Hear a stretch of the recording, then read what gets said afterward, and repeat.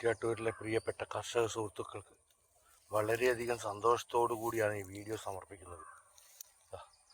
നമ്മുടെ കുറ്റ്യാട്ടൂരിലെയും മയിലെയും കർഷക ഗവേഷണം നടത്തി കണ്ടുപിടിച്ചത് യുവാക്കൾ കൃഷിയിൽ നിന്നും പിന്തിരിഞ്ഞു പോകുന്നതിൻ്റെ കാര്യം, യുവാക്കൾ പുറകോട്ടാവുന്നതിൻ്റെ കാര്യം കൃത്യസമയത്ത് മെഷീനറികൾ കിട്ടുന്നില്ല എന്നുള്ളതാണ്. അവർ വളരെ ഇതായിട്ട് ഈ ഓണത്തിൻ്റെ പരിപാടിക്ക് വരെ അവർ വന്ന് പ്രഭാഷണം ഘോരം നടത്തിയതാണ്. നമ്മൾ ഈ ഒരു കാര്യം നമ്മൾ ഈ അനുഭവിക്കുന്ന ഈ സന്തോഷകരമായ അസുരഭ സുന്ദര നിമിഷം ഇവരോടൊക്കെ പങ്കുവെച്ചപ്പോൾ നമ്മളെ പുച്ഛിക്കുക ചെയ്തേ. നിങ്ങൾ നോക്ക്, ഇപ്പം അവരെ മിഷൻ രാത്രി കാലങ്ങളിൽ ഇറങ്ങിയിട്ടുണ്ട്. വളരെയധികം ശക്തമായിട്ട് കൊയ്ത്ത് നടന്നിരിക്കുകയാണ്. ഏത് തരത്തിലാണ് ആ കൊയ്ത്ത് എന്ന് എല്ലാവരും കണ്ടോ?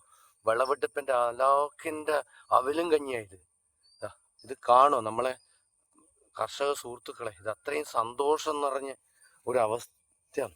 ഇത്രയും സന്തോഷം നിറഞ്ഞ ഇവർ മിഷനറി ഇല്ലാത്തതിൻ്റെ പേരിലാണ് കർഷകർ കൃഷിയിൽ നിന്ന് പുറകോട്ട് പോകുന്നതെന്നാണ്. അതിഭയങ്കരമായ ഗവേഷണമാണ് ഇവരെ. ആ ഗവേഷണത്തിലൂടെ കണ്ടെത്തിയാണ് മിഷനറി ഇറക്കണം കുറേ. എന്തിനാണെന്ന് അറിയണം. നിങ്ങൾ നോക്ക്, ഒരു 2 ഏക്കർ 3 ഏക്കർ പാടത്തിൻ്റെ അവസ്ഥയായത്. കൃഷി ചെയ്തിട്ട് യുവാക്കൾ ജീവിക്കണോ മരിക്കണോ എന്നാണ് ഇനി ആലോചിക്കേണ്ടത്. ഇതാണ് അവസ്ഥ. ഈ നെല്ല് വിളയേണ്ടിക്ക് ഇനിയും എത്രയോ ദിവസങ്ങൾ വേണം. അപ്പോഴേക്ക് ഇതിൻ്റെ എല്ലാം അവസ്ഥ എന്തായിരിക്കും?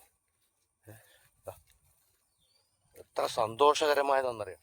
വളരെയധികം സന്തോഷത്തോടു കൂടിയിട്ടാണ് ഞാൻ ഈ വീഡിയോ എടുക്കുന്നതും ഈ വീഡിയോ സമർപ്പിക്കുന്നതും. ഇതിനപ്പുറം വേറൊരു സന്തോഷം ഇല്ല. കുറച്ച് കൊല്ലങ്ങളായിട്ട് ഇവരോട് പറഞ്ഞുകൊണ്ടിരിക്കുക, ഇവരാടിയും പച്ചക്കറി നട്ടിട്ട് അത് കൊണ്ടുവന്നിട്ട് വിൽക്കുന്നുണ്ട്. അവരൊക്കെ ഒന്നുമില്ല, പണി ചെയ്യാൻ വേണ്ടി മടിയില്ല അവരൊക്കാന്ന്. ഇത് പന്നീൻ്റെ ശല്യം. ഇതാണ് നമ്മളെ അധികാരിൻ്റെ വാക്പ്രയോഗം. ആ പച്ചക്കറി എത്ര വന്നു, മറ്റുള്ളത് എത്ര വന്നു, എന്തിനാ ബുദ്ധിമുട്ട്, എവിടെയാ പന്നിയുള്ളേ?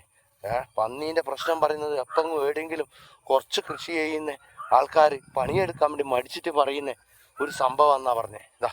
ഇതിനെന്ത് മറുപടിയുണ്ട്? ഇത്ര സുന്ദരമായിട്ട് ആടെയെല്ലാം കിടക്കാൻ വേണ്ടിയിട്ട് കുളങ്ങൾ ഉണ്ടാക്കി വെച്ചിട്ടില്ലേ? ഇത്രയും നന്നായിട്ട് പണിയെടുത്തിട്ട് കൃഷി ചെയ്തിട്ട് ഈ അവസ്ഥയിൽ എത്തിച്ച് നമ്മൾ ആടുന്നാണ് ഈ അവസ്ഥ നമ്മൾ നേരിടുന്നത്. ഇതിനെന്ത് പ്രതിവിധി? ഒരു വേട്ടക്കാരെ കൊണ്ടുവന്നിട്ട് വെടിവെക്കുവോ? ഒരു തോക്ക് ലൈസൻസ് ഉള്ള ഇത് പറഞ്ഞതിൻ്റെ പേരിലാണ് ഇന്ന് കൃഷിയുടെ ഏത് യോഗത്തിൽ പങ്കെടുത്താലും നമുക്ക് പുച്ഛത അനുഭവിക്കേണ്ടി വരുന്നത്.